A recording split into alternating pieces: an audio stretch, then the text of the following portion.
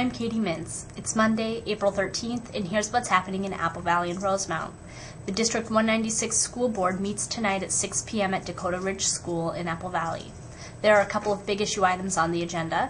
The Rosemount-Apple Valley-Eagan School Board is expected to name finalists for the superintendent position. The district received 20 applications for the job, and the board's Personnel and Negotiations Committee reviewed them last week. Finalists will visit the district at the beginning of next week for first interviews. A second round of interviews is tentatively scheduled May 4th to 6th and will include time for parents and residents to meet the candidates. The school board hopes to have a new superintendent in place when Superintendent John Currie retires June 30th. The school board will also make a decision on budget adjustments for next year due to potential cuts from the state. Last month, Currie presented 3 options to the board, making up for $9 million, $10 million, and $12 million less funding. At the last meeting, the board indicated it would take the $10 million option, which includes a combination of cuts, savings, and new revenue.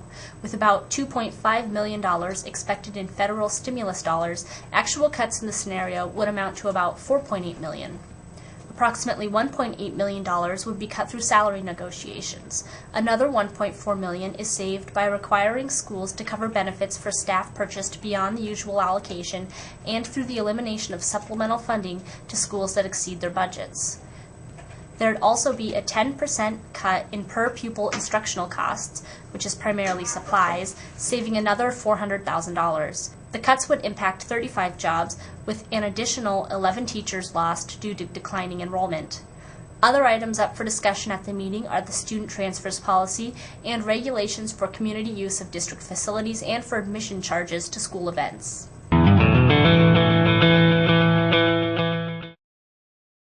Tomorrow, Apple Valley will see its first visible sign of the future bus rapid transit system along Cedar Avenue.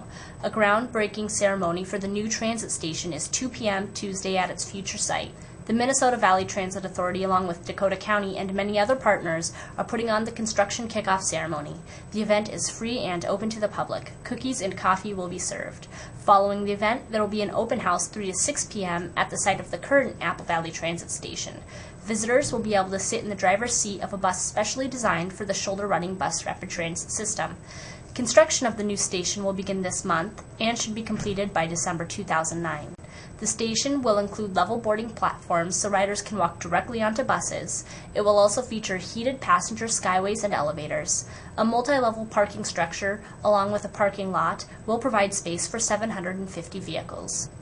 Dakota County Libraries will be hosting 1-hour sessions in the next couple of weeks to help teens that are seeking summer jobs. We stopped by to chat with Program Director Yendi Anderson to get a summary of what will be presented at the sessions. Here's the first of 5 tips for job seekers. We'll feature a new one each day this week. For the full story, visit www.mnsun.com. Hello, my name is Yendi Anderson, and I'm a program developer at Dakota County. And one of the programs that I work on is the Youth Employment Program. And so today I'm going to talk about a few tips on how youth can beat the competition and land a job this summer. One of the first things that's necessary is to do research. It's important to set goals and understand your objectives as you're looking for a job. And once you understand what you're looking for, it's good to take an inventory of some of your barriers that you have. For example, if you're not driving and you don't have transportation, it's not a good idea if you live in West St. Paul to look for a job in Shakopee. It will be difficult for you to get to work since you'll be depending on other people, and this might affect your job performance. And the next thing to do is look around the local area, especially if you have transportation issues, to find a job. One of the ways to do that, which is a little bit unique, is to go on Google and put in your zip code. And then if you're interested in, for example, in pets, you can put in businesses that serve pets, and it will pull up and list various businesses that deal with pets. And then you can call them and see if they have an opening. So that's a little bit of a different way to look for a position.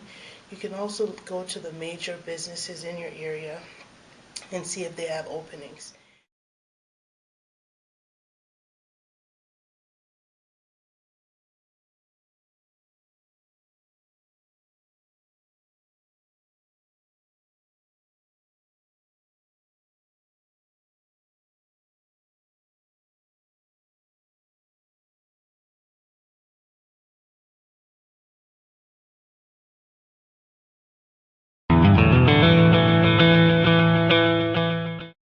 Your Weather Underground forecast for tonight is partly cloudy with lows 30 to 35. Tomorrow, expect mostly sunny skies with highs around 60 and a low overnight of 35 to 40. For Sun Newspapers, I'm Katie Mintz. Thanks for tuning in, and I'll see you tomorrow.